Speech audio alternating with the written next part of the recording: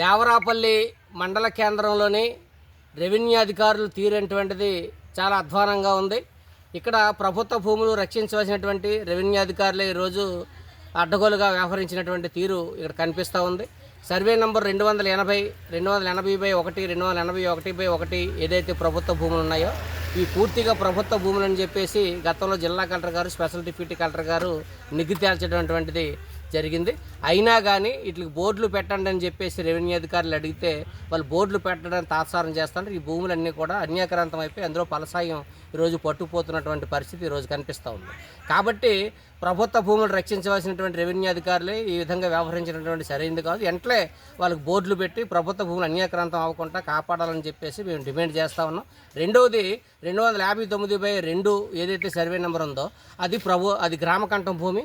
ఆ భూమిని మేము 4 వారాల క్రితం ఈ గ్రామకంఠం భూమి VRO తప్పుడు నివేదిక ఇస్తే దాన్ని అమ్మకాలు చేసేసి దాన్ని పూర్తిగా ఈరోజు అమ్మకాలు చేసేసారు. ఇచ్చిందేమో ఆ 46 గజాలు ఇస్తే 111 గజాలకి ఆయన ధ్రువపత్రం ఇచ్చాడు. ధ్రువపత్రం ఇస్తే దాన్ని రిజిస్ట్రేషన్ చేసేసి అమ్మేసి భూమినేమో లక్షలాది రూపాయలకు అమ్ముకోవడం అటువంటిది జరిగింది.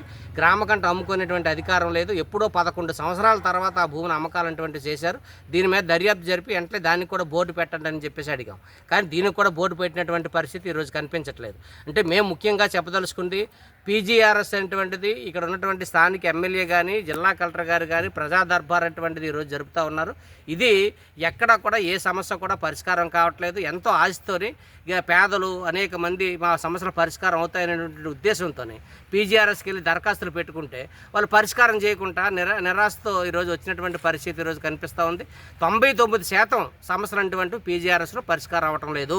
ఇది జిల్లా కలెక్టర్ గారు గుర్తించండి అని చెప్పేసి మేము తెలియజేస్తూ ఉన్నాం. ఇక్కడ ఎమ్మెల్యే గారు మాయ మాటలు చెప్పి PGRSలో మేము అన్ని సమస్యలను పరిష్కారం చేస్తామని చెప్తున్నారు. PGRSలో మాయ మాటలు ఎమ్మెల్యే గారు చెప్పడం కాదు, ఎమ్మెల్యే సంబంధించినటువంటి వాళ్ళ కార్యకర్తలే ప్రభుత్వ భూములు ఆక్రమిస్తూ ఉన్నారు, అన్యాక్రాంతం చేసేస్తూ ఉన్నారు, అమ్మేసుకుంటూ ఉన్నారు. కాబట్టి మీరు వెంటనే వాటి మీద చర్యలు చేపట్టండి అని చెప్పేసి మేము అడుగుతాను. ఇప్పుడు ఎమ్మెల్యే గారికి మేము ఛాలెంజ్ ఇసరకూడదు, ఎందుకంటే ఆయన పెద్ద ఆయన కాబట్టి మేము ఛాలెంజ్ చేయలేకపోతున్నాం. కానీ ఆయన రమ్మనండి దేవరాపల్లి మండలంలో ఆయన కార్యకర్తలు ఎటువంటి ప్రభుత్వ భూములు కోర్టు విలువ చేసే ప్రభుత్వ భూములు ఎలాగ ఆక్రమించారో మేము చూపిస్తాం అనేటువంటిది మేము చెప్పదలుచుకుంటాం. ఇక్కడ తహసీల్దార్ గారికి పూర్తిగా చేతులు కట్టేసి ఆయన మీద ఒత్తిడి తీసుకొచ్చి ఆ భూములు రక్షించుకోవడం కోసం ప్రయత్నం చేస్తున్నారు. ఇక్కడ ఒక డిగ్రీ కాలేజ్ కావాలన్నా ఈరోజు కట్టలేనటువంటి పరిస్థితి భూమి లేదు.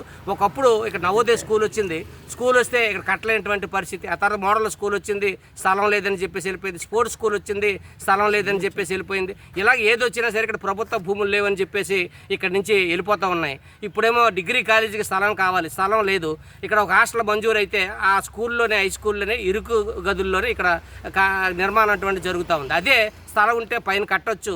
ప్రభుత్వ స్థలాలంటే వాళ్ళ కార్యకర్తలు, అధికార పార్టీ నాయకులే ఆక్రమించేస్తారు. కాబట్టి కూటమి నాయకులు అధికారంలోకి వచ్చిన తర్వాత ప్రభుత్వ భూములు అన్యాక్రాంతం అయిపోతున్నాయి అనేటువంటిది మేము చెప్పదలుచుకున్నాం. కాబట్టి MRO గారికి స్పష్టమైనటువంటి ఆదేశాలు ఎమ్మెల్యే గారు, జిల్లా కలెక్టర్ గారు ఇచ్చి ప్రభుత్వ భూములు రక్షించాలి. ఆ విధంగా చేయకపోతే మేమే ఆ భూముల మీద ఎర్ర జెండా వేసి ఆక్రమించి పేదలకు పంచుతాం, లేదంటే ప్రభుత్వానికి ఆక్రమించి ఇస్తాం. కాబట్టి ఆ విధమైనటువంటి పరిస్థితి తెచ్చుకోకుండా ప్రభుత్వం అట్లా ఆలోచన చేయాలని చెప్పేసి తహసీల్దార్ గారు చర్యలు చేపట్టాలని చెప్పి CPM పార్టీగా మేము డిమాండ్ చేస్తా ఉన్నాం. గత ప్రభుత్వం ఏం